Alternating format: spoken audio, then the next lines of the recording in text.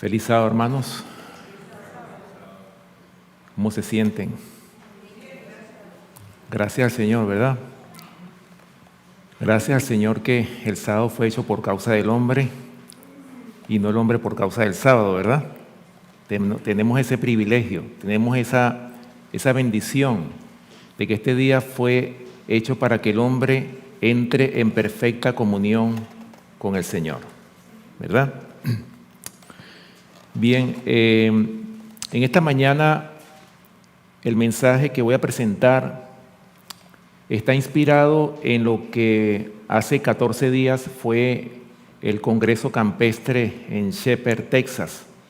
Un congreso en el cual se unieron dos ministerios, ¿verdad? El Ministerio del Evangelio Eterno con la Iglesia Advenimiento, allá en Shepherd, en Texas. Y el mensaje que voy a presentar en esta mañana lleva el mismo título que tuvo ese congreso, como lo es Preparando familias para la gran crisis final. Nosotros como pueblo que está afianzado en la verdad presente, entendemos nosotros que estamos en una crisis, porque de hecho yo creo que las noticias y todo lo que nos rodea nos dicen a las claras que estamos al borde de una gran crisis. Así lo vemos en las noticias, en fin. Inclusive nosotros que somos estudiantes de la profecía, nosotros entendemos que esto se va a terminar pronto. Y estamos viendo el cumplimiento de las profecías. Cada vez más vemos cómo se está cumpliendo las profecías que nosotros hemos estudiado por muchos años atrás. Pero hablando de esa crisis, fíjense bien, hermanos, y vamos a la lectura bíblica. Vamos a comenzar este mensaje, ¿verdad?, con lo que fue la lectura bíblica, o lo que es la lectura bíblica, que se encuentra en Primera de Pedro, capítulo 4, versículo 7. Vamos a leer este versículo todos, ¿verdad? Primera de Pedro, capítulo 4, versículo 7. Escuchen lo que dice el apóstol Pedro en relación al fin del tiempo. Primera de Pedro, capítulo 4, versículo 7. Dice la palabra de Dios: mas el fin de todas las cosas se acerca. Sed pues sobrios y velad en oración. ¿Qué es lo que le manda el Señor a su pueblo? Primeramente, ¿verdad? Le dice el Señor a su pueblo, o dice el Señor en su palabra, que el fin de todas las cosas está ¿qué? Está cerca. Pero, ¿qué debemos nosotros hacer de acuerdo a lo que dice este versículo? Sed sobrios. ¿Qué significa sobrios? ¿Qué significa sobriedad? Estar, ¿verdad? Estar buscando diligentemente al Señor. Velad en oración constantemente. Estos son tiempos, mis hermanos, en los cuales nosotros debemos estar orando. Orando, hay tanto por qué orar que nosotros deberíamos de caracterizarnos por ser el pueblo que se postra en oración. Recuerden que el conflicto de los siglos dice que habrá hombres de fe y de oración que se sentirán impelidos a declarar con santo entusiasmo las palabras que Dios les inspire. Eso lo dice el conflicto de los siglos. Por lo tanto, hermanos, nosotros necesitamos ser ese pueblo, un pueblo de fe y de oración. Son dos elementos esenciales para que nosotros podamos atravesar esa gran crisis que le espera a este mundo. Y hablando de esa crisis, nosotros podemos describir, la Biblia misma nos describe cómo va a ser esa crisis. Lo hemos leído nosotros en Mateo, ¿verdad? Vamos a Mateo capítulo 24 y aquí en el Evangelio de Mateo podemos nosotros ver realmente las señales que acompañan al pronto regreso de nuestro gran Dios y Salvador Jesucristo. Mateo capítulo 24. Vamos a leer los versículos del 4 hasta el 14. Claro, todo el capítulo 24 habla de esa gran crisis que viene antes de que nuestro Salvador Cristo Jesús aparezca en las nubes de los cielos. Fíjense, hermanos, vamos a leerlo. Mateo capítulo 24, versículos del 4 al 14. Dice así la palabra de Dios. Respondiendo Jesús les dijo: mirad que nadie os engañe. Fíjense, hermanos, las palabras que dijo el Señor. Mirad, o sea, estén pendientes de que nadie los engañe. ¿Por qué? Porque vendrán muchos en mi nombre diciendo: yo soy el Cristo. ¿Y a cuántos engañarán? Y a muchos engañarán. Y sigue diciendo: y oiréis de guerras y rumores de guerras. Mirad que no os turbéis, porque es necesario que todo esto acontezca, pero aún no es el fin. Hemos escuchado de hermanos que han dicho que no, hermanos, ya va a comenzar la Tercera Guerra Mundial y ya esto se va a terminar. ¿Qué dice el Señor aquí en su palabra? Oiremos de guerras y rumores de guerra, ¿sí o no? Pero dice, es necesario que todo esto acontezca, pero aún no es el fin. ¿Por qué, mis hermanos? Porque el Señor está todavía en su misericordia aguantando los 4 vientos para que no sople viento alguno. Todavía el Señor en su misericordia le está dando tiempo a su pueblo para que se prepare. Estos son tiempos de preparación. Por eso sigue diciendo el versículo 7, dice: porque se levantará nación contra nación y reino contra reino, y habrá pestes y hambres y terremotos en diferentes lugares. Y todo esto será principio de dolores. O sea, ni siquiera es el final de los dolores, sino dice el principio de dolores. Dice el verso 9: entonces os entregarán a tribulación y os matarán y seréis aborrecidos de todas las gentes por causa de mi nombre. Muchos tropezarán entonces y se entregarán unos a otros, y unos a otros se aborrecerán. Versículo 11: y muchos falsos profetas se levantarán y engañarán a muchos. Y por haberse multiplicado la maldad, el amor de muchos se enfriará. Mas el que persevere hasta el fin, éste será salvo. Y termina diciendo el versículo 14: y será predicado este evangelio del reino en todo el mundo para testimonio a todas las naciones, y entonces vendrá el fin. ¿Cuál es la señal que nos va a decir de que el fin ya está encima de nosotros o que ya viene? Cuando sea predicado este evangelio del reino en todo el mundo, cuando nosotros veamos que el mundo entero va a ser inundado con esta sana doctrina, es cuando va a venir el fin. Es cuando el fin viene realmente. Pero antes, el Señor, ¿qué está haciendo? Está, hermanos, deteniendo los 4 vientos hasta que se predique el evangelio de salvación que el mundo necesita. Recuerden, hermanos, si nosotros no hacemos este trabajo, el Señor lo va a llevar a cabo, con nosotros o sin nosotros, pero el Señor va a llevar a cabo la proclamación del mensaje final de Dios que está en Apocalipsis capítulo 14, versículos del 6 al 12. En otras palabras, el mensaje de los 3 ángeles. ¿Ok? Bien. Dice el don de profecía, hablando de esta crisis que viene. Dice lo siguiente: Dios desea que su pueblo se prepare para la crisis venidera. ¿Qué es lo que el Señor desea? O sea, Dios quiere que nosotros nos preparemos ¿para qué? Para la crisis que se avecina. Y escuchen lo que sigue diciendo: esté preparado o no, tendrá que afrontarla. Y solamente aquellos que vivan en conformidad con la norma divina permanecerán firmes en el tiempo de la prueba. ¿Quiénes son los que van a permanecer firmes en el tiempo de la prueba? Los que estén en conformidad con la norma divina. ¿Y cuál es la norma divina, hermanos? Los mandamientos de la santa ley de Dios. Cuando estemos en obediencia a la santa ley de Dios, aquellos que obedezcan al Señor y que estén afianzados en la ley de Dios son los que van a permanecer firmes en el tiempo de la prueba. Y escuchen lo que sigue diciendo esta cita.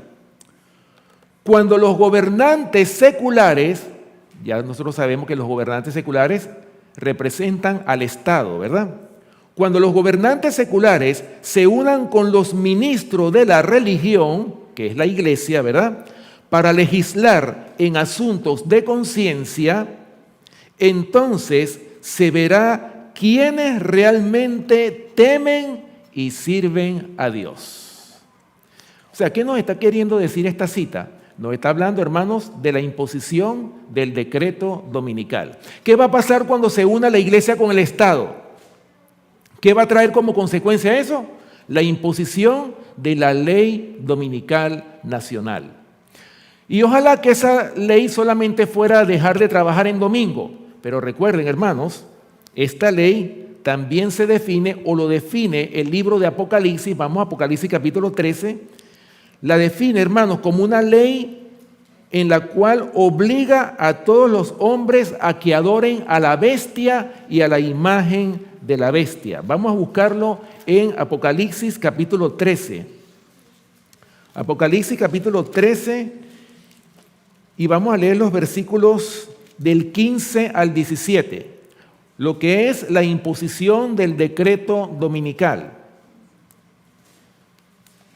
Apocalipsis capítulo 13, versículos del 15 al 17. Y la Escritura dice: y se le permitió infundir aliento a la imagen de la bestia para que la imagen hablase e hiciese matar a todo el que no la adorase. ¿Lo ven? Versículo 16. Y hacía que a todos, pequeños y grandes, ricos y pobres, libres y esclavos, se les pusiese una marca en la mano derecha o en la frente, y que ninguno pudiese comprar ni vender, sino el que tuviese la marca o el nombre de la bestia o el número de su nombre. ¿Lo ven? ¿Se dan cuenta, hermanos, que el decreto dominical no es solamente una simple ley que dice que debemos dejar de trabajar en el domingo? No se limita nada más a eso, sino que obliga a todos a descansar en el día domingo en violación al cuarto mandamiento de la santa ley de Dios.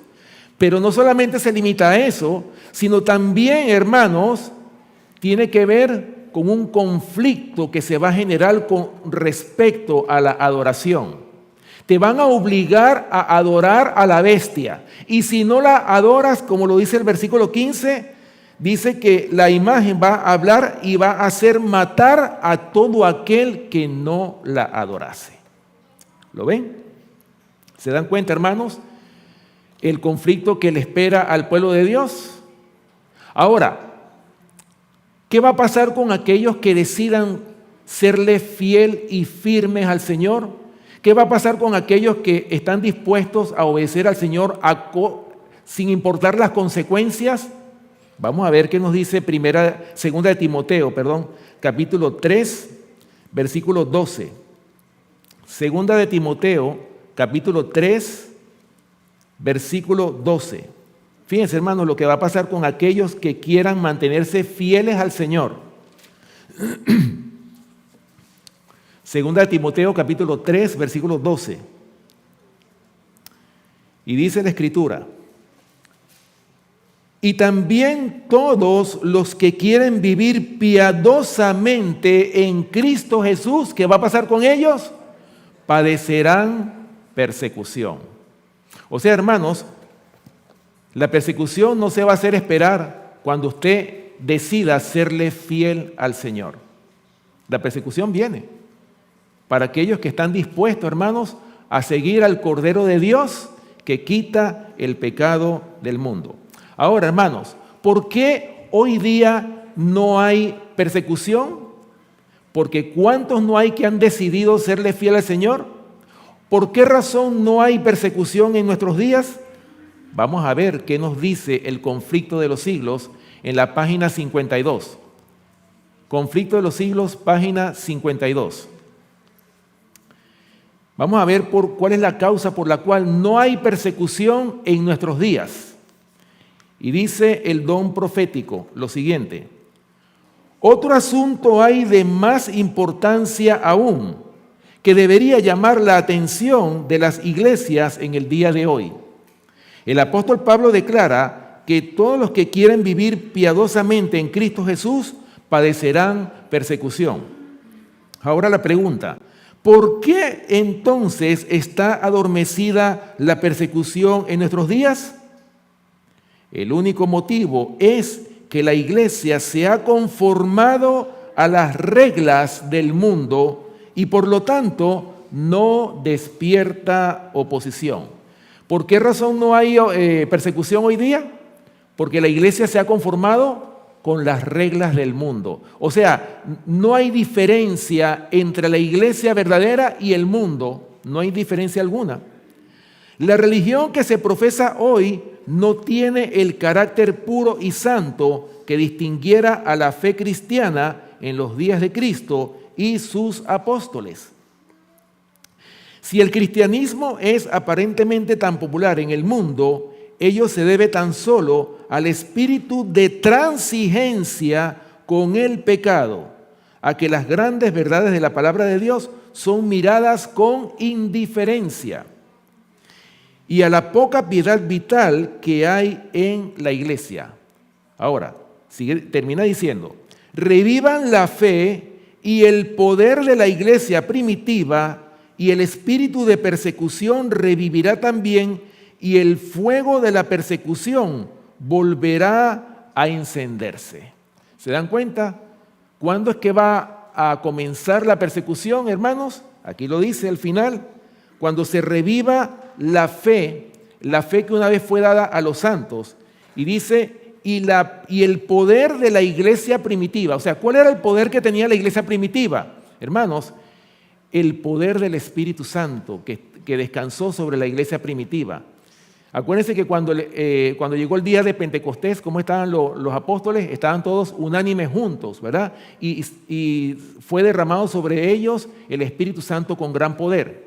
Esa fue la lluvia temprana, pero en nuestros tiempos estamos esperando, hermanos, la lluvia tardía, que le va a dar ese poder que la iglesia necesita para que pueda terminar la obra que se comenzó desde los apóstoles.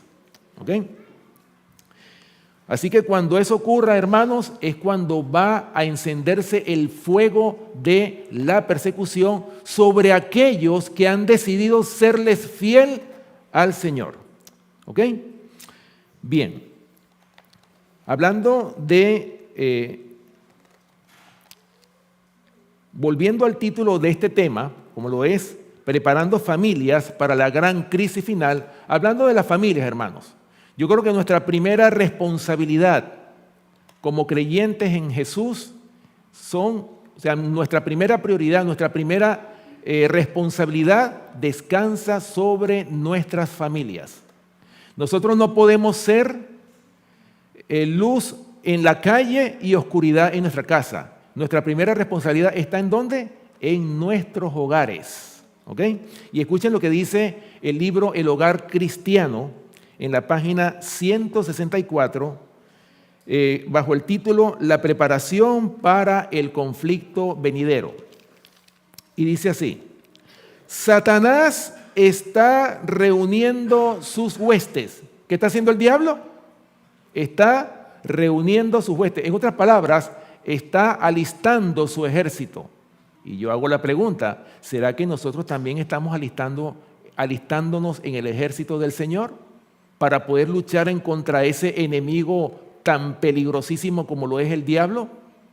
Hermanos, nosotros sabemos que nosotros sin el Señor no podemos luchar en contra del enemigo de las almas. Pero en Cristo, como dice la palabra de Dios, todo lo puedo en Cristo que me fortalece, ¿verdad? Ahora, la pregunta que dice aquí en este libro: ¿estamos nosotros individualmente preparados para el terrible conflicto que tenemos en puertas? ¿Estamos preparando a nuestros hijos para la gran crisis? ¿Nos estamos preparando a nosotros mismos y a nuestras familias para comprender la posición de nuestros adversarios y su modo de guerrear? Yo he escuchado algunos que dicen: no me hables del diablo porque el diablo no tiene cabida en mi hogar. Está bien, ojalá que no tengas cabida en tu hogar, pero sucede que nosotros tenemos que conocer al enemigo con el cual nos vamos a enfrentar. Tenemos que conocer los planes. Es como cuando un ejército va a pelear contra otro. Antes de que dos ejércitos vayan a la guerra, ¿qué hacen? Primero tienen que estudiar cuáles son las armas que tiene el enemigo, ¿verdad? Para ver si ellos pueden enfrentar a ese enemigo. Asimismo, nosotros, hermanos, tenemos que saber cuáles son los planes que el diablo tiene. Y gracias a que el Señor nos ha dado el espíritu de la profecía, en este libro, El conflicto de los siglos, está revelado todos los planes que el diablo tiene para el pueblo de Dios. Por eso, hermanos, es que hay un dicho que dice: guerra avisada no mata soldado, y si lo mata es por descuidado. ¿Sí o no? Por eso es que nosotros tenemos que conocer, hermanos, primeramente contra quién vamos a luchar y prepararnos para poder vencer a ese enemigo. Como les decía, solo no podemos, solamente con Cristo es que nosotros podemos vencer al enemigo, ¿verdad? Sigue diciendo: ¿están nuestros hijos adquiriendo hábitos de decisión? Oigan esto, ¿están adquiriendo nuestros hijos hábitos de decisión a fin de ser firmes e inquebrantables en todo lo que se refiere a los principios y al deber? Y escucha lo que sigue diciendo ella: ruego a Dios que todos podamos comprender las señales de los tiempos y prepararnos a nosotros mismos y a nuestros hijos para que en el tiempo del conflicto Dios sea nuestro refugio y defensa. O sea, ¿qué es lo que ella ruega? O sea, ruego a Dios, hermanos, que todos podamos comprender las señales de los tiempos. ¿Comprendemos nosotros las señales de los tiempos que estamos viviendo? ¿Para qué? Para prepararnos a nosotros mismos y a nuestros hijos para que en el tiempo del conflicto Dios sea nuestro refugio. Necesitamos nosotros tener a nuestro Padre Celestial como nuestro refugio y defensa en este tiempo de angustia que le viene al pueblo de Dios. ¿Lo ven? Ahora, hermanos, fíjense. Voy a leerles aquí en el conflicto de los siglos, hermanos, para que ustedes vean cómo era la educación que le dieron los protestantes. Estamos hablando en ese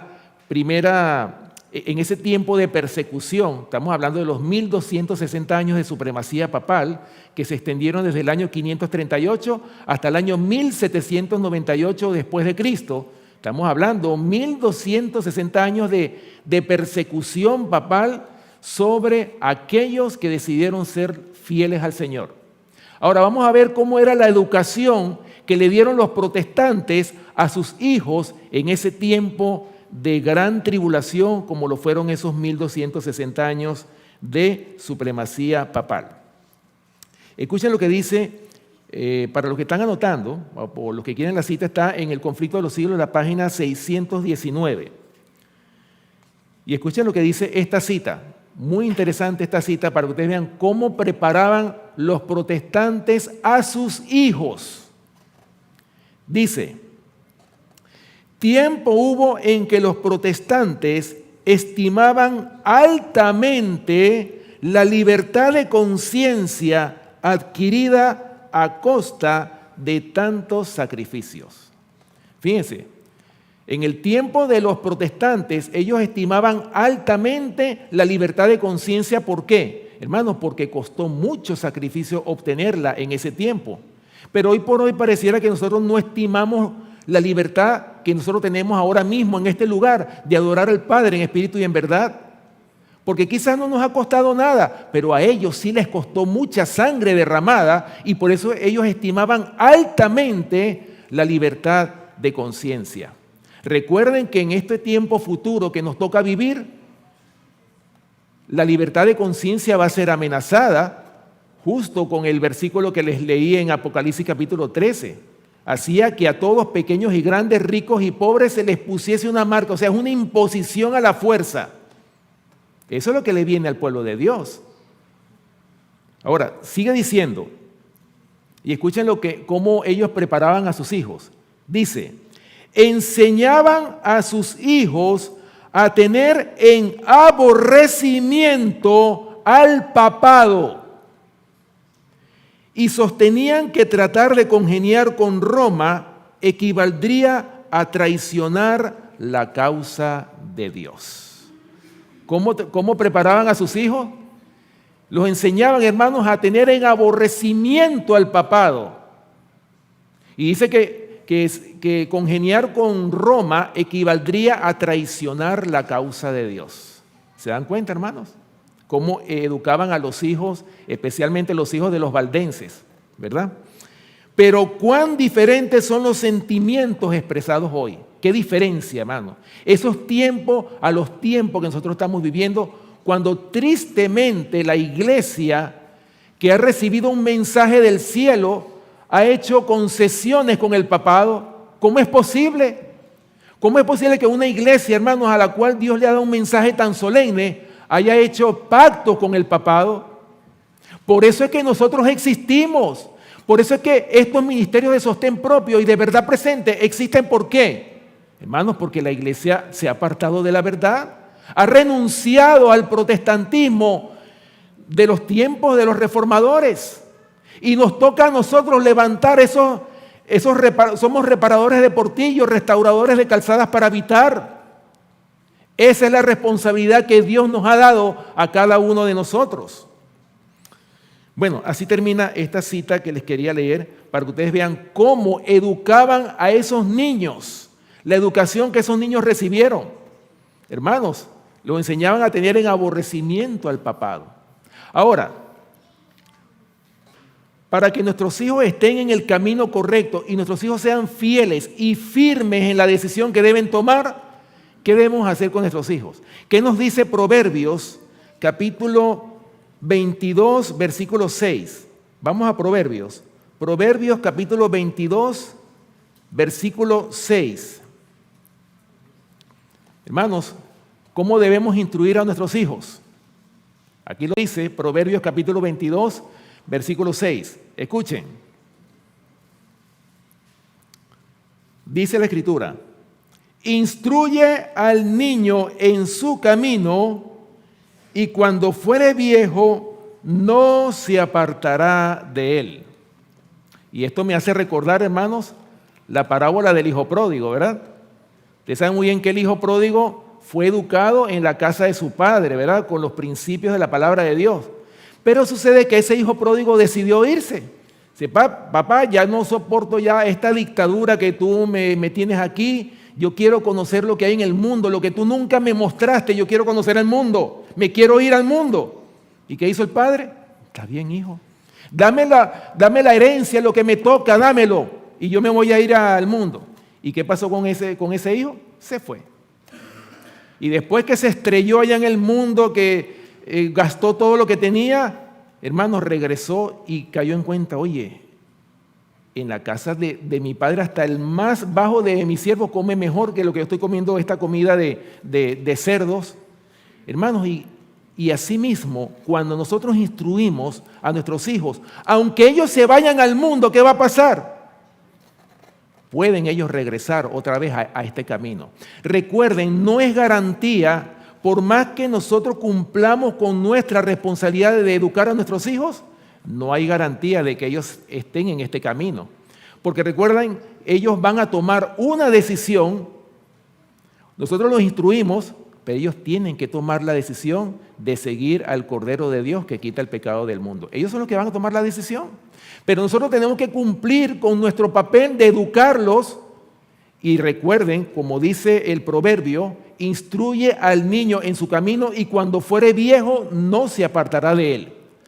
Ahora, dice la palabra de Dios, especialmente el espíritu de la profecía en la educación, en la conducción del niño, dice que los primeros 3 años de vida del niño son esenciales para la formación de su carácter. Si nosotros como padres somos negligentes en la educación de nuestros hijos en esos primeros años, ¿qué va a pasar? Hermanos, vamos a ver niños deformados de carácter. Lo vamos a ver. Por eso es que esos primeros 3 años tenemos que dedicarnos a la educación de nuestros hijos, especialmente en la instrucción, en los principios establecidos en la palabra de Dios. ¿Lo ven? Bien, voy a leer otra cita que está en este mismo libro, La Educación Cristiana, El Hogar Cristiano. Dice, bajo el título, el hogar es el centro de toda actividad. Fíjense, hermanos, ustedes saben muy bien que las familias forman la sociedad. Es decir, la familia es la base fundamental de la sociedad. Y dice, esta cita dice lo siguiente: la sociedad se compone de familias y será lo que la hagan las cabezas de familia. Del corazón mana la vida y el hogar es el corazón de la sociedad, de la iglesia y de la nación. O sea, ¿qué es el hogar? El corazón de la sociedad, de la iglesia y de la nación. La elevación o la decadencia futura de la sociedad será determinada por los modales y la moralidad de la juventud que se va criando en derredor nuestro. Según se hayan educado los jóvenes y en la medida en que su carácter fue amoldado en la infancia por hábitos virtuosos de dominio propio y temperancia, será su influencia sobre la sociedad. Si se los deja sin instrucción ni control, ¿qué va a pasar? Y como resultado llegan a ser tercos, intemperantes en sus apetitos y pasiones, así será su influencia futura en lo que se refiere a amoldar la sociedad. ¿Por qué nosotros vemos que esta sociedad está en decadencia? Porque las familias están en crisis, porque las familias no conocen lo que es la moralidad. La familia, mucha gente no sabe, hoy por hoy el mundo cree que lo malo es bueno y lo bueno malo. Hermanos, no hay un concepto claro de lo que es los principios establecidos en la palabra de Dios. No se conoce la palabra de Dios y por eso es que hay tanta decadencia en la sociedad. Por eso es que vemos tanta inmoralidad. ¿Por qué? Porque es lo que los jóvenes han aprendido desde sus hogares, se han criado solos, familias en crisis, familias que están separadas, divorciados, hogares destruidos, y esa es la consecuencia que vemos nosotros en nuestra sociedad, tristemente. ¿Ok? Ahora, hablando de esa crisis, vamos a poner algunos ejemplos, vamos a hablar de algunos ejemplos de familias en crisis en medio de la crisis. Y aquí en la palabra de Dios tenemos algunos ejemplos. El ejemplo, podemos citar a Lot. ¿Qué pasó con Lot y su familia?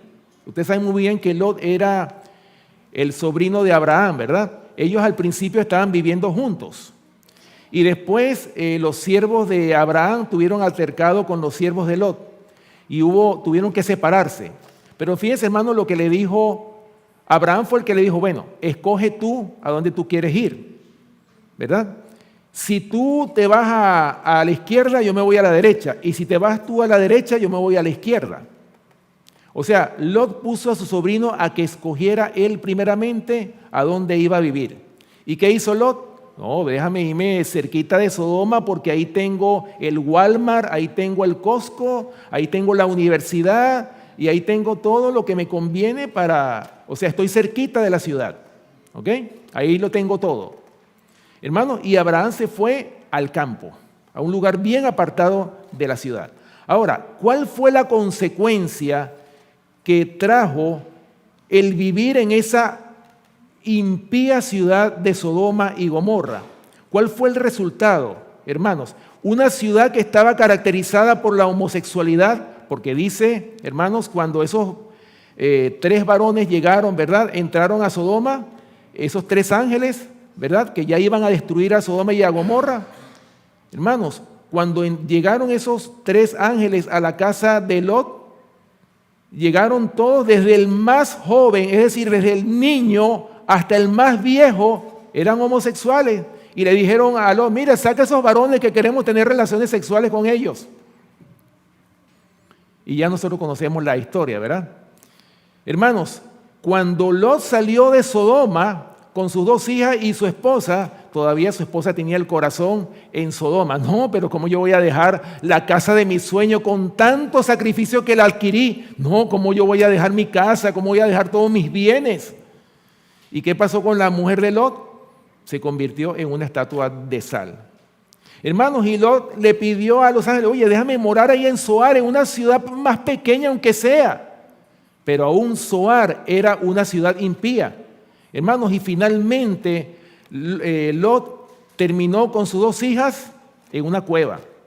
Y escuchen, hermanos, vamos a leerlo para que no sean mis propias palabras. Génesis capítulo 19, versículos del 30 al 38. Génesis capítulo 19,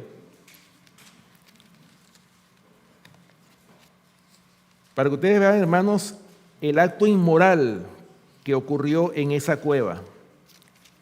Génesis capítulo 19, versículos del 30 al 38, y dice así la palabra de Dios.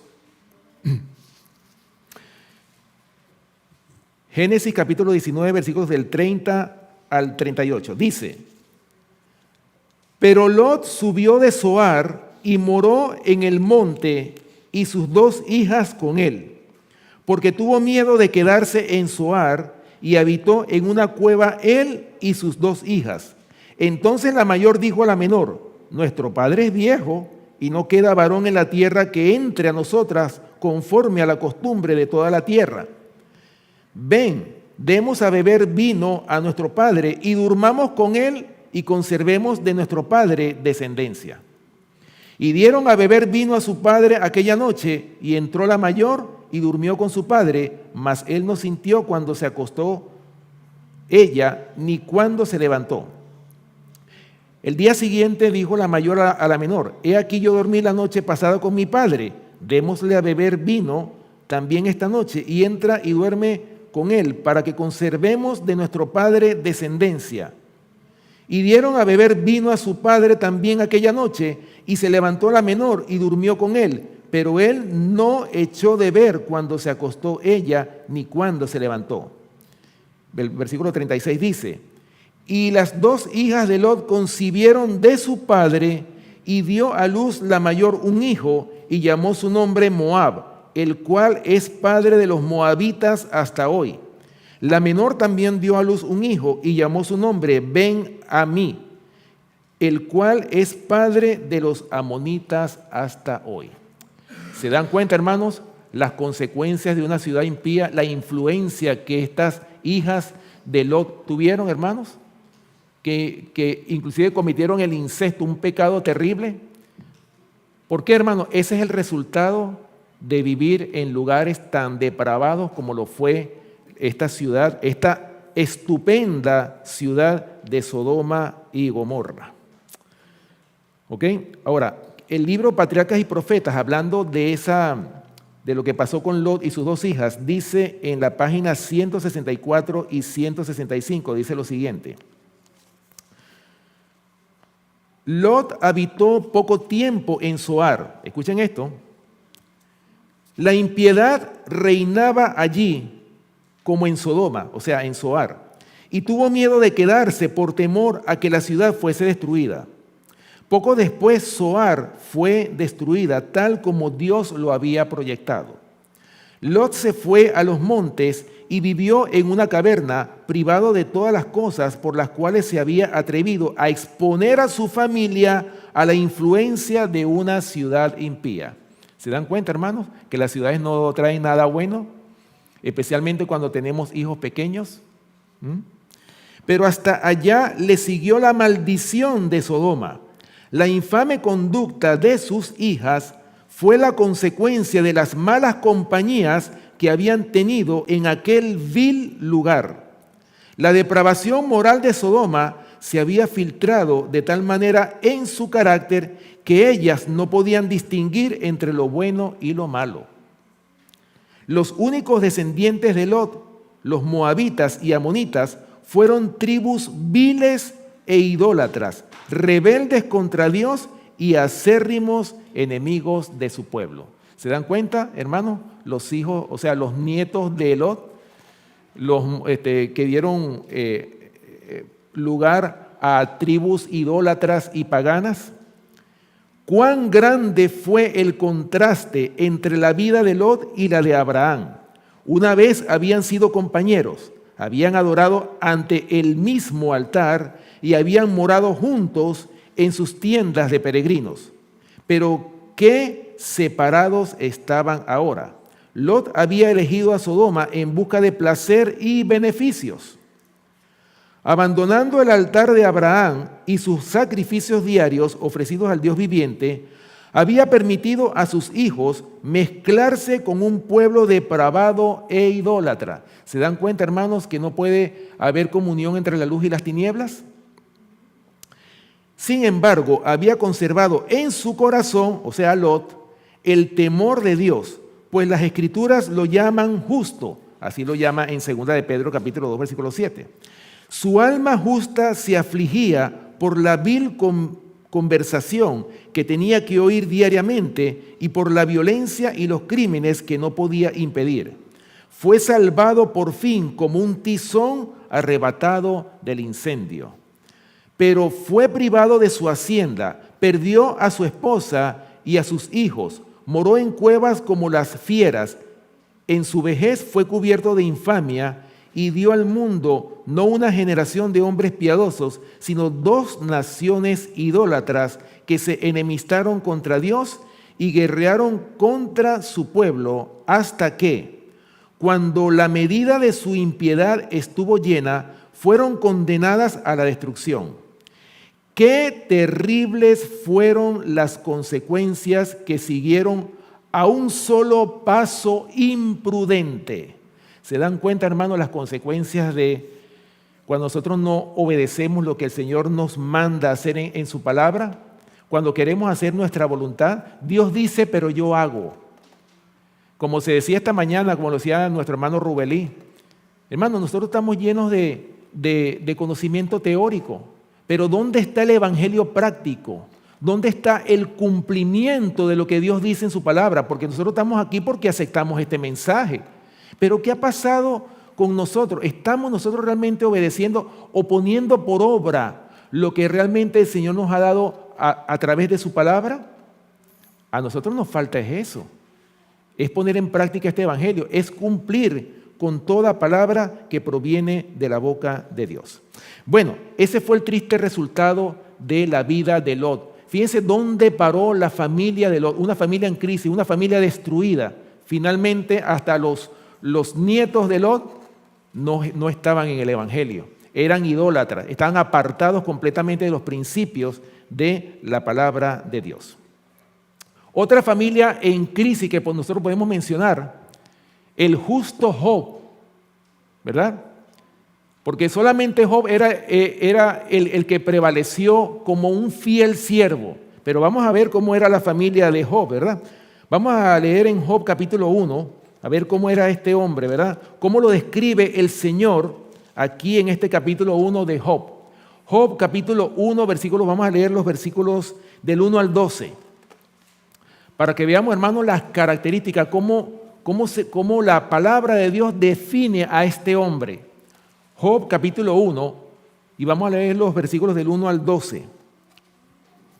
Primeramente, dice Job capítulo 1, versículo del 1 en adelante, dice lo siguiente. Hubo en tierra de Uz un varón llamado Job, y era este hombre perfecto y recto, temeroso de Dios y apartado del mal. ¿Cómo era Job? Miren las características que Job tenía. Era un hombre recto, era un hombre perfecto, dice que era temeroso de Dios y también estaba apartado del mal. O sea que pudiéramos llegar a la conclusión de que Job era un hombre santo. ¿Sí o no? Era un hombre santo. Hermano, pero ya vamos a ver, a pesar de que era un hombre santo y que daba un buen testimonio y un buen ejemplo, y fue un hombre que a lo mejor se preocupó por su familia, Vamos a ver dónde estaban los hijos de Job. Dice más adelante, y le nacieron 7 hijos y 3 hijas. Su hacienda era 7,000 ovejas, 3,000 camellos, 500 yuntas de bueyes, 500 asnas y muchísimos criados. Y era aquel varón más grande que todos los orientales. O sea, este hombre estaba colmado de grandes bendiciones. Un hombre rico, ¿verdad? E iban sus hijos y hacían banquetes en sus casas, cada uno en su día, y enviaban a llamar a sus 3 hermanas para que comiesen y bebiesen con ellos. Y acontecía que habiendo pasado el turno los días del convite, Job enviaba y los santificaba, y se levantaba de mañana y ofrecía holocaustos conforme al número de todos ellos. Porque decía Job, quizá habrán pecado mis hijos y habrán blasfemado contra Dios en sus corazones. De esta manera hacía todos los días. O sea, hermanos, ¿qué podemos ver aquí? Primeramente en esta primera parte, podemos ver que Job, a pesar de que era un hombre recto, perfecto, temeroso de Dios y apartado del mal, ¿dónde estaban los hijos? Los hijos no estaban con él. Estaban en sus casas, estaban haciendo banquetes, fiestas, o sea, estaban apartados, no estaban en los caminos del Señor. Estaban apartados completamente. Pero, sin embargo, ¿y qué era lo que hacía Job? A pesar de que estaban apartados del camino del Señor. Hermanos, Job todos los días oraba por ellos, hacía sacrificios por si acaso habían pecado contra Dios, él hacía el sacrificio por ellos. Eso era lo que le tocaba a Job. Ahora, fíjense lo que sigue diciendo, hermano, más adelante, en el versículo 6. Dice, un día vinieron a presentarse delante de Jehová los hijos de Dios, entre los cuales vino también Satanás. Y dijo Jehová a Satanás, ¿de dónde vienes? Respondiendo Satanás a Jehová dijo, de rodear la tierra y de andar por ella. Y Jehová dijo a Satanás, ¿no has considerado a mi siervo Job, que no hay otro como él en la tierra, varón perfecto y recto, temeroso de Dios y apartado del mal? Respondiendo Satanás a Jehová dijo, ¿acaso teme Job a Dios de balde? ¿No le ha cercado alrededor a él y a su casa y todo lo que tiene? Al trabajo de sus manos has dado bendición, por tanto sus bienes han aumentado sobre la tierra. Pero extiende ahora tu mano y toca todo lo que tiene y verás si no blasfema contra ti en tu misma presencia. Y el versículo 12 dice, dijo Jehová a Satanás, he aquí todo lo que tiene está en tu mano. Solamente no pongas tu mano sobre él. Y salió Satanás de delante de Jehová. Hermanos, este hombre, a pesar de que era un hombre que había sido bendecido por la mano de Dios, sin embargo, hermanos, miren cómo el diablo dice, bueno, mira, tú le has dado bendición a este hombre, por eso es que te respeta y te teme, pero quítale todo para que tú veas cómo va a blasfemar. ¿Y qué le dijo el Señor? Bueno, está bien, ahí está, te lo pongo en tus manos, pero eso sí, no le vayas a quitar la vida. Y salió el diablo como un rayo, hermanos, y ya nosotros conocemos la historia, ¿verdad? ¿Qué pasó? Lo primero que hizo fue acabar con la vida de sus 10 hijos. Le cayó la casa encima y murieron todos los 10 hijos. Y después los criados, todo el ganado que tenía, todo eso, hermanos, acabó completamente con todo lo que Job tenía. Pero no conforme con eso, escuchen lo que dice en Job capítulo 2, versículo 9. Job capítulo 2, versículo 9 dice, o sea, fíjense la mujer que Job tenía, tremenda mujer se gastaba Job, ¿ok? Escuchen lo que le dijo la mujer después que él estaba enfermo, porque no solamente perdió todo lo que tenía, sino que también, hermanos, le cayeron llagas en su cuerpo, estaba leproso, es decir, ese hombre prácticamente cayó en lo peor de lo peor. Y fíjense lo que le termina diciendo la mujer. Entonces le dijo su mujer, ¿aún retienes tu integridad? Maldice a Dios y muérete. Tremenda mujer se gastaba Job, ¿no? Imagínense ustedes, hermanos, una familia en crisis era lo que tenía Job. Pero sin embargo, hermanos, con todo eso, con todo y que Job perdió todo y que estaba enfermo, estaba prácticamente en la peor condición, ¿qué fue lo que le dijo él? Jehová Dios da y Jehová Dios quita. Sea el nombre de Jehová bendito. Hermanos, esa fue la respuesta que le dio Job a su esposa. Imagínense ustedes, hermanos, tremenda esposa se gastaba. Y por esa razón, hermanos, es que, y no solamente la familia, porque más tarde Job, después que estaba solo, que se quedó solo, enfermo, estaba llagoso, estaba que se quejaba de su enfermedad, el pobre. Entonces vienen a consolarlo los amigos o los hermanos de la iglesia. Y entonces los hermanos de la iglesia vienen y le dicen, bueno, por tu pecado es que tú estás así, por culpa tuya. Oye, tremendo consuelo le estaban dando a Job, hermanos. Ahora escuchen lo que dice el espíritu de profecía en la Biblia de Estudios en relación a estos consoladores que Job tenía, a estos amiguitos que él tenía para consolarlo. Comentando Job capítulo 4, versículo 9, bajo el título, los amigos de Job describieron erróneamente a Dios. Y escuchen lo que dice este comentario. Hay maldad en nuestro mundo, pero no todo el sufrimiento es el resultado, oigan esto, de una conducta pervertida. ¿Ok? Se nos presenta a Job claramente como un hombre a quien el Señor permitió que Satanás afligiera. El enemigo lo despojó de todo lo que poseía. Se rompieron sus vínculos familiares. Perdió a sus hijos. Durante un tiempo el cuerpo se le cubrió de llagas repugnantes y sufrió muchísimo.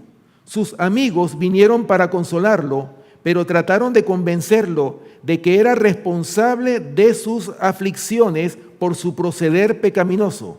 Sin embargo, él se defendió y negó la acusación declarando, consoladores molestos sois todos vosotros.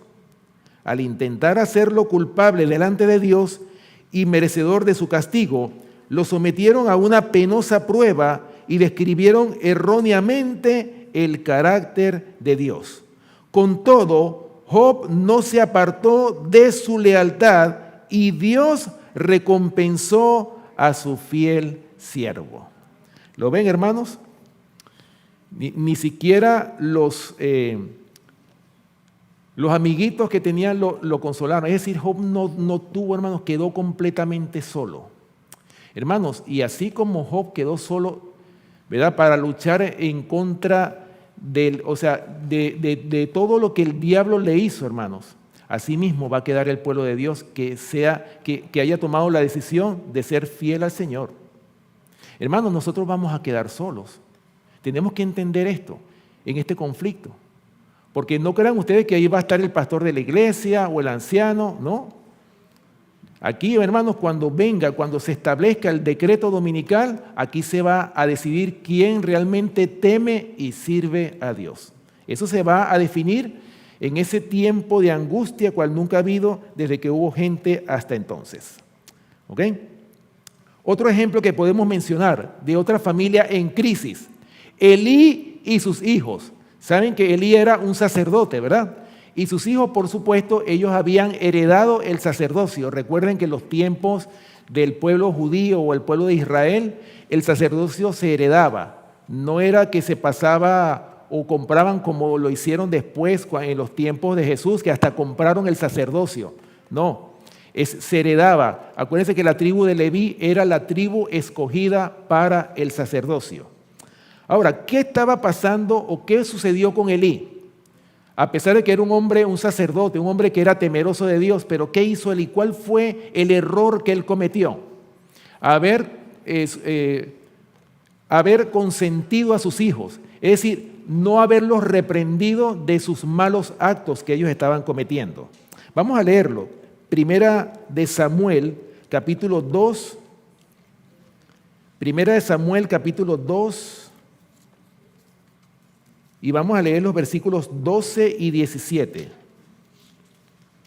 Primera de Samuel, capítulo 2, versículos 12 y 17, para que ustedes vean, hermanos, quiénes eran los hijos de Elí. Otra familia en crisis.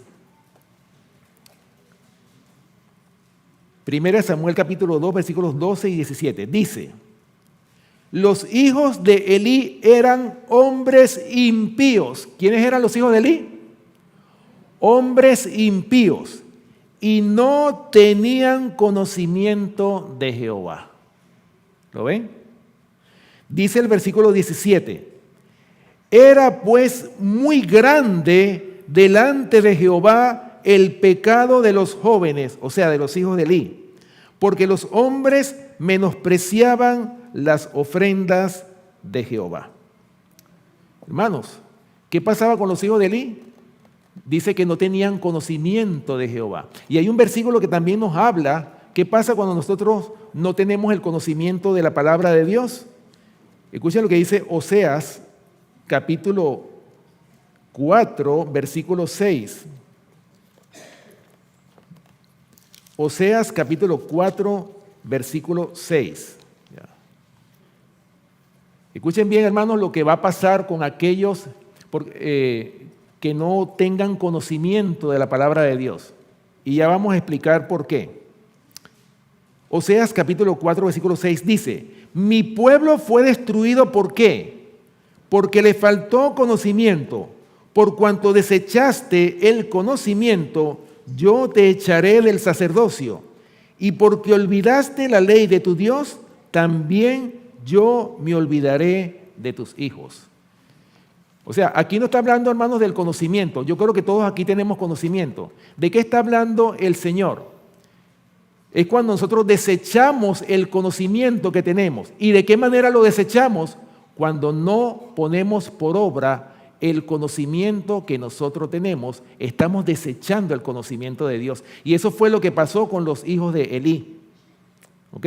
Ahora, hermanos, era tan grande la impiedad que había en los tiempos de Elí, que vamos a leer aquí un comentario, justamente el comentario de Primera de Samuel, para que ustedes vean, hermanos, cuál fue el resultado de esa crisis que había en esa congregación.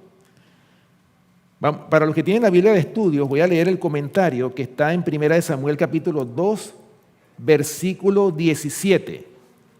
El comentario que está en la Biblia de estudios de este versículo, 1 Samuel capítulo 2, versículo 17, bajo el título: los pecados de los sacerdotes hicieron que algunos ofrecieran sus propios sacrificios. Y dice así: cuando los israelitas fueron testigos de la corrupta conducta de los sacerdotes, pensaron que era más seguro que sus familias no acudieran al lugar designado para el culto. Imagínense ustedes cómo estaría de corrompida ese lugar de adoración, que los cabezas de familia dijeron: no, yo no voy a arriesgar a mi familia para que vaya a ese lugar. ¿Y qué sigue diciendo? Muchos salieron de Silo con su paz perturbada y su indignación despertada, hasta que al fin resolvieron ofrecer ellos mismos sus sacrificios, llegando a la conclusión de que esto sería tan plenamente aceptable a Dios como sancionar de alguna manera las abominaciones practicadas en el santuario. Bueno, ustedes saben muy bien, hermanos, que los hijos de Elí practicaron abominaciones dentro del mismo santuario. Es decir, dice el espíritu de la profecía que ellos habían metido hasta mujeres dentro del santuario. Habían mujeres, inclusive se habían hasta acostado con mujeres dentro del mismo santuario. Eso lo dice el libro Patriarcas y Profetas y Reyes, Patriarcas y Profetas. Hermanos, para que ustedes vean, hermanos, hasta dónde llegó la impiedad tan grande en los tiempos de Elí. Ahora, ¿por qué pasó eso? Hermanos, Elí no reprendió a sus hijos. Elí no corrigió a esa familia que estaba creciendo, a esos hijos que eran herederos del sacerdocio. Ahora, ¿a quién se le atribuye ese pecado?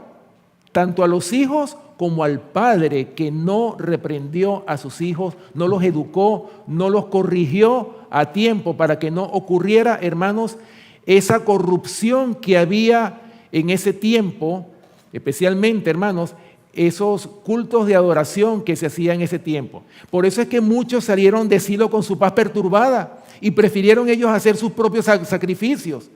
Y hasta llegaron a la conclusión de que eso sería aceptable a Dios, cuando los sacrificios los tenían que hacer era bajo la tribu de Leví. O sea, el sacerdote era el que tenía que estar como un mediador ahí. Prefirieron ellos mismos hacer sus propios sacrificios. Hermanos, para que ustedes vean, hermanos, y así hoy por hoy, la iglesia de Dios, ¿cómo está?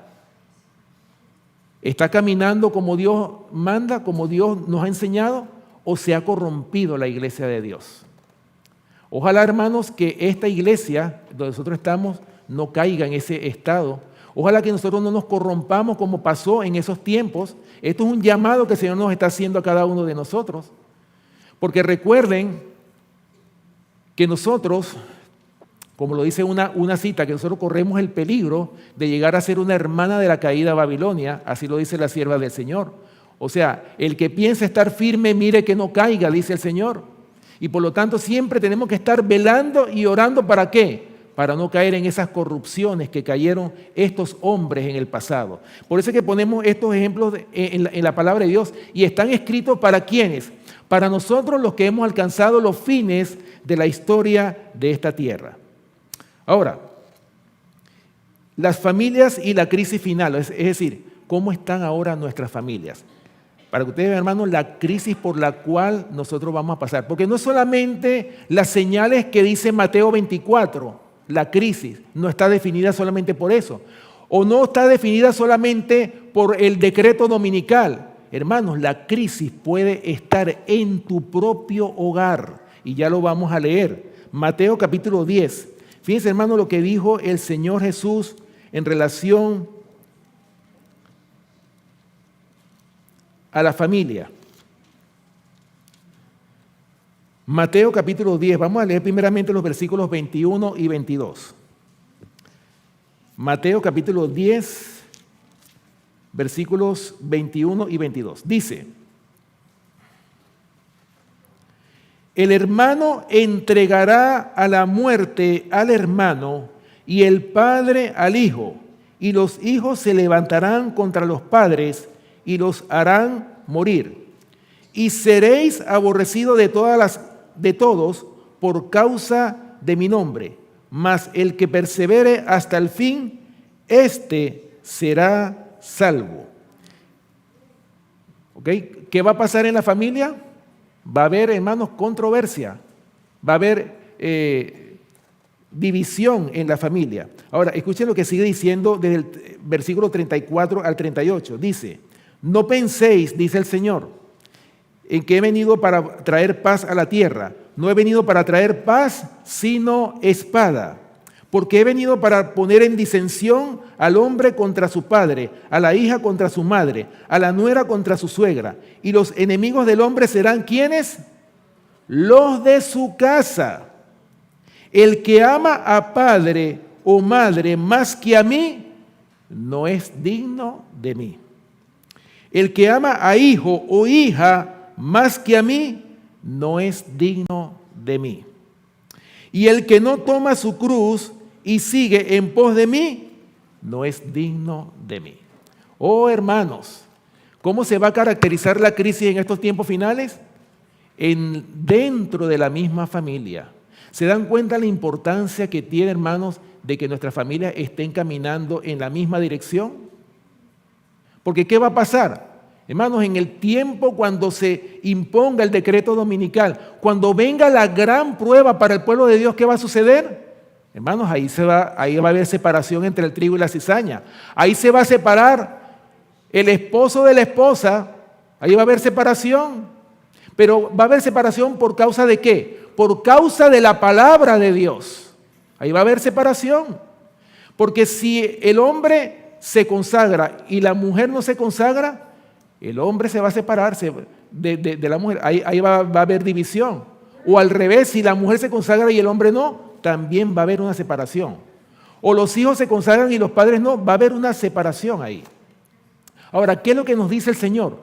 ¿Cuál debe ser nuestra primera prioridad? ¿A quién debemos nuestra adoración absoluta? Tiene que ser primeramente a nuestro Padre que está en los cielos. Acuérdense, ¿qué fue lo que pasó con Job? Hermano, Job perdió hasta los hijos, la esposa, todo lo perdió. Pero más adelante, al final, el Señor recompensó 100 veces a Job. Le dio 100 veces más de todo lo que tenía por ser fiel en el momento de la prueba. Y hoy por hoy a nosotros nos toca pasar por una dolorosísima prueba. Así lo describe la sierva del Señor. Y esa dolorosísima prueba es la que está definida por esta ley dominical, por este decreto, hermanos, en la cual es un conflicto o se define como un conflicto con respecto a la adoración. Dice el libro Hechos de los Apóstoles en la página 69 y 70. Dice lo siguiente, hablando, y fíjense hermanos, pareciera una contradicción, ¿verdad? Porque dice que no he venido a traer paz sino espada, dice el Señor. Pero recuerden hermanos que también la Biblia llama al Señor el príncipe de paz, ¿sí o no? Ahora, pareciera una contradicción, pero escuchen lo que dice este libro Hechos de los Apóstoles, en la página 69 y 70, dice lo siguiente. Poco antes de su crucifixión, Cristo había dejado a sus discípulos un legado de paz. La paz os dejo, dijo, mi paz os doy. No como el mundo la da, yo os la doy. No se turbe vuestro corazón ni tenga miedo. Esta paz no es la paz que proviene de la conformidad con el mundo, ¿ok? Cristo nunca procuró paz transigiendo con el mal. La que Cristo dejó a sus discípulos es interior más bien que exterior y había de permanecer para siempre con sus testigos a través de las luchas y contiendas. Cristo dijo de sí mismo, no penséis que he venido para traer paz a la tierra. No he venido para traer paz, sino espada. Aunque es el príncipe de paz, es sin embargo causa de división. El que vino a proclamar alegres nuevas y a crear esperanza y gozo en los corazones de los hijos de los hombres, originó una controversia que arde profundamente y suscita intensa pasión en el corazón humano. Y advierte a sus seguidores, en el mundo tendréis aflicción, os echarán mano y perseguirán entregándoos en las sinagogas y a las cárceles, siendo llevados a los reyes y a los gobernantes por causa de mi nombre. Mas seréis entregados aún de vuestros padres y hermanos y parientes y amigos, y matarán a algunos de vosotros. Esta profecía se ha cumplido de manera notable. Todo ultraje, vituperio y crueldad que Satanás pudo inventar e instigar a los corazones humanos se ha dirigido contra los seguidores de Jesús. Y esto se cumplirá de nuevo de un modo notable, porque el corazón carnal está todavía enemistado contra la ley de Dios y no quiere sujetarse a sus mandamientos. El mundo no está más en armonía hoy con los principios de Cristo que lo que estaba en los días de los apóstoles. El mismo odio que inspiró el grito, crucifícale, crucifícale, el mismo odio que condujo a la persecución de los discípulos, obra todavía en los hijos de desobediencia. El mismo espíritu que en la Edad Media condenó a hombres y mujeres a la cárcel, al destierro y a la muerte, que concibió la aguda tortura de la Inquisición, que planeó y ejecutó la matanza de San Bartolomé y los autos de fe de Smithfield, está todavía obrando con maligna energía en los corazones no regenerados. La historia de la verdad ha sido siempre el relato de una lucha entre el bien y el mal. La proclamación del Evangelio se ha realizado siempre en este mundo, haciendo frente a la oposición, los peligros, las pérdidas y el sufrimiento. Hermanos, el Señor no nos ofreció un jardín de rosas cuando dijo, el que quiera seguir en pos de mí, niéguese a sí mismo, tome este jardín de rosas que le estoy dando. No. El Señor, ¿qué fue lo que dijo el Señor? Tome su cruz y sígame. O sea, hermano, el seguir a Cristo significa dejarlo todo. Pero para dejarlo todo Y antes de que venga ese tiempo de angustia, yo lo dije en el mensaje pasado, necesitamos tener una experiencia que hoy por hoy no poseemos. Así lo dice el Conflicto de los Siglos en la página 619. Y esa experiencia que hoy no poseemos, no la tenemos por nuestra negligencia. Y esa experiencia, hermano, es una experiencia de fe con el Señor. Es una experiencia, de un acercamiento, es conocer al Señor realmente. Por eso dice Juan capítulo 17, versículo 3. Y esta es la vida eterna, que te conozcan a ti, el único Dios verdadero, y a Jesucristo, a quien has enviado. Hermano, nosotros no conocemos al Señor. Si tuviéramos ese conocimiento del Señor, qué diferentes fueran nuestros frutos. Porque dice el deseado de todas las gentes, que dice que mientras más conozcamos a Dios, tanto más intensa será nuestra felicidad. ¿Seríamos felices? Pero ¿por qué no somos tan felices como lo describe el deseado de toda la gente? Porque quizás no hemos tenido todavía la experiencia de conocer al Señor. No hemos tenido una experiencia de fe, es decir, no hemos tenido esa experiencia como la han tenido los apóstoles, los reformadores, los profetas, hombres que oraban, le pedían al Señor en oración y el Señor les contestaba. O sea, recibían la contestación del Señor. Esa es la experiencia que hoy por hoy nosotros necesitamos tener. Una experiencia en la fe. ¿Estamos de acuerdo? Bueno, ya para terminar, necesitamos, hermanos, conocer el amor de Dios. El día que nosotros tengamos en nuestros corazones el amor de Dios, esa es la experiencia que nosotros vamos a tener para poder soportar el tiempo de angustia cual nunca ha habido desde que hubo gente hasta entonces. Y dice Daniel capítulo 12, versículo 1, pero en aquel tiempo será libertado tu pueblo, todos los que se hayan escritos en el libro. ¿En cuál libro? En el libro de la vida del Cordero. Por eso que tenemos que esforzarnos, hermanos, porque nuestros nombres permanezcan escritos en el libro de la vida del Cordero. Voy a terminar con una cita que está en la Biblia de Estudios, comentando 2 Corintios capítulo 3, versículo 18.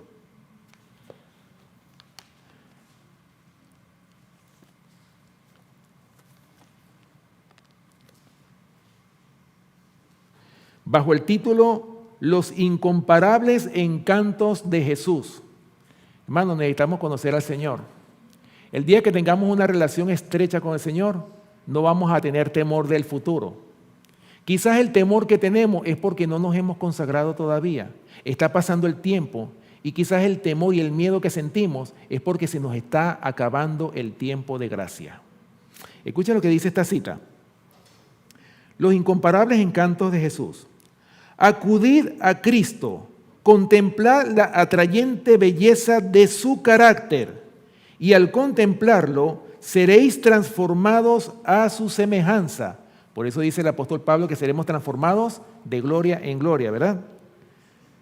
La neblina que se interpone entre Cristo y el alma será despejada a medida que por fe miremos más allá de la sombra diabólica de Satanás y veamos la gloria de Dios en su ley y la justicia de Cristo. Satanás está procurando poner un velo para que no veamos a Jesús y para eclipsar su luz, pues aun cuando solo captamos una vislumbre de su gloria, somos atraídos a Él. El pecado, oigan esto, oculta de nuestra vista los incomparables encantos de Jesús. El prejuicio, el egoísmo, la justicia propia y la ira ciegan nuestros ojos de modo que no discernimos al Salvador. Oh, si por fe nos acercáramos a Dios, nos revelaría su gloria, la cual es su carácter, y la alabanza de Dios fluiría de corazones humanos y resonaría en las voces humanas.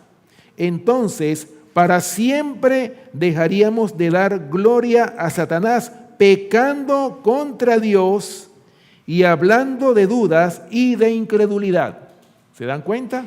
en vez de darle gloria a Dios, le estamos dando gloria al diablo, pecando contra él. ¿Lo ven? No debiéramos continuar tropezando, quejándonos y lamentando y cubriendo el altar de Dios con nuestras lágrimas. ¿Se dan cuenta, hermanos? O sea, estos son tiempos, hermanos, que deberíamos dedicarlos a buscar diligentemente al Señor. El Señor es el único que nos puede librar, hermanos, de tantas vicisitudes, de tantos momentos de perplejidad. Solamente aquel que descansa en el Señor, aunque se desplomen los cielos, aunque todo lo malo pueda venir, podamos decir como dijo Job, sea el nombre de Jehová bendito. Eso es lo que nosotros necesitamos, hermanos. Tener esa experiencia. Y acuérdense que esa experiencia también tiene que ver con la aflicción y con la tribulación que nos toca vivir a nosotros. Ojalá entendamos nosotros que cuando pasamos por la tribulación y por la aflicción es porque el Señor nos está tomando en cuenta y para Él somos un material valioso.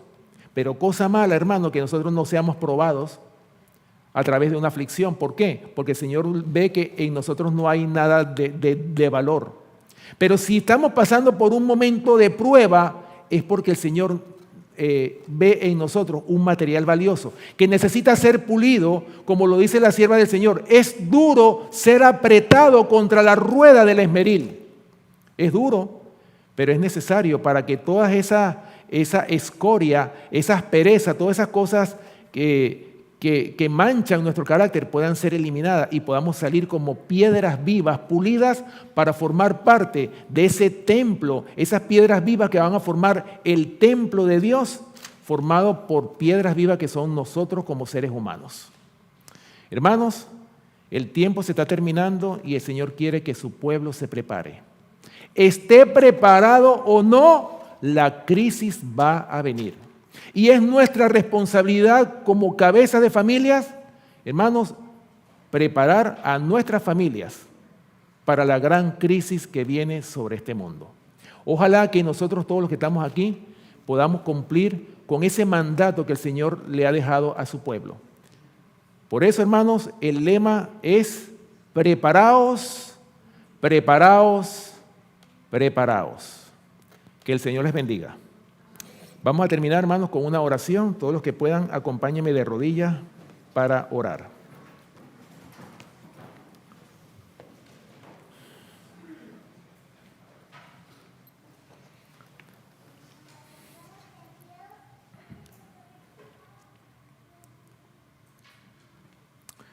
Oremos. Amante Padre que moras en los cielos, Señor, aquí estamos arrodillados un grupo de tus hijos aquí en esta casa de oración. Señor, te rogamos, te suplicamos que estas palabras no regresen vacías, que puedan ser atesoradas en nuestros corazones y que nosotros podamos, Señor, proceder al arrepentimiento genuino y sincero y que en nosotros pueda haber un reavivamiento y una reforma genuina y verdadera y que nosotros, Señor, podamos hacer cambios decisivos para que cuando tú vengas nosotros podamos estar preparados.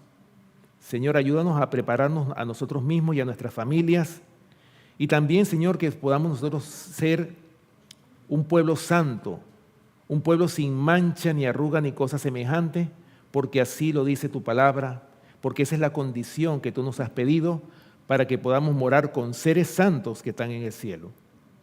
Por eso te pedimos esta hora, Señor, que tú nos ayudes a que no desperdiciemos más este corto tiempo que nos queda y que podamos realmente prepararnos para la gran crisis que viene. Ayúdanos, Señor, a que podamos nosotros poner nuestros ojos en Cristo, nuestro Salvador, que seas tú, Señor, nuestra principal ocupación en nuestras vidas, que podamos conocerte cada día más y que podamos ser transformados de gloria en gloria. Te pedimos esta hora, Señor, una bendición por cada familia aquí representada. Te rogamos, Padre Celestial, que tú atiendas a nuestras necesidades. Tú conoces cada familia, tú conoces sus necesidades y te rogamos que cada necesidad de cada familia tú la puedas atender conforme a tu voluntad. Te pedimos también, Señor, que tú seas con los jóvenes, con los niños, que son los más atacados por el enemigo, que tú puedas, Señor, protegerlos y cubrirlos para que ellos también puedan recibir tus bendiciones y puedan ser, Señor, preparados para el reino de los cielos. Te pedimos también por los enfermos, Señor, que tú puedas pasar tu mano sanadora sobre aquellos que sufren por una enfermedad y también, Señor, por todos aquellos que no tienen hogar donde vivir, Señor. Gracias, Señor, por tu palabra y por tus bendiciones. También te rogamos, Señor, que tú nos acompañes en este día de sábado, que podamos tener un sábado de gran bendición, que podamos meditar en tu palabra, que podamos tener esa reverencia en tu santo sábado, Señor. Y también te pedimos, Señor, que tú bendiga los alimentos que hemos de compartir a continuación. Y gracias, Señor, por tu palabra, por tus amonestaciones. Y te rogamos, Señor, que nos ayudes a que podamos ser un pueblo obediente, un pueblo que esté afianzado en estas verdades que tú nos has dado a conocer. Gracias, Señor, por tu palabra y por tus bendiciones. Acompáñanos en este día y guárdanos de todo mal. Te lo pedimos y te rogamos todo en el nombre y por los méritos de nuestro amante Salvador, Cristo Jesús. Amén. Que el Señor les bendiga.